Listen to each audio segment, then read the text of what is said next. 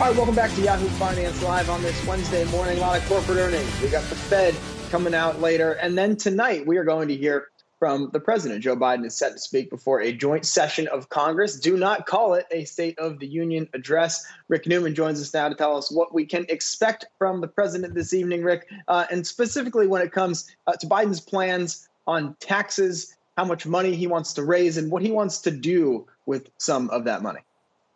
Yeah, I think the focal point for Biden's speech tonight will be this American Families Plan that the White House released earlier today. There's a lot in here. These have been some Democratic wish list items for a long time, but I think some of the headline programs, Biden wants to make universal pre-kindergarten available to all 3- and 4-year-olds in the country. That would be a sweeping change. He wants to offer child care assistance that would be in ways similar to the assistance you get if you're under the Affordable Care Act. Parents would have to pay no more than 1.5 times, no more than 7% of their income toward child care. And above that, you would get some assistance. There's 2 years of free community college. He wants to make some low income and middle income tax credits for children permanent. We saw a 1-year increase in those in the rescue plan that was what passed Congress in March. So he wants to make those permanent.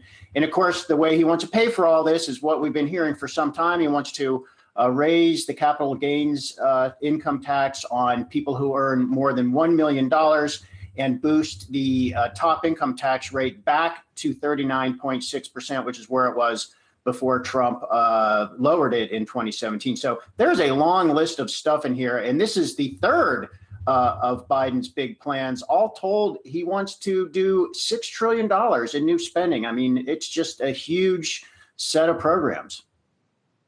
You can just borrow all that money. You don't need to tax anyone more. Rick, how does this one compare to the other plans he's proposed in terms of its acceptability to Republicans? They're all similar, which is to say that Republicans are not going to support any of this at all. I think I heard that Susan Collins, the Republican senator from Maine, might support one program. So that's one Republican who might support a program.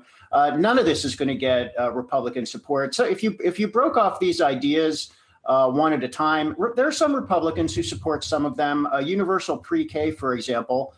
There's a lot of research that suggests that would actually be a very productive program. You'd probably get back more in economic productivity than you would spend on the program. So that there are some Republicans who think that might be okay, but they're just not going to vote for a Biden plan. I mean, we're just not going to see bipartisanship on almost anything, even if, infrastructure is another one. Republicans do support some infrastructure programs, but they're just not going to help Biden get a win.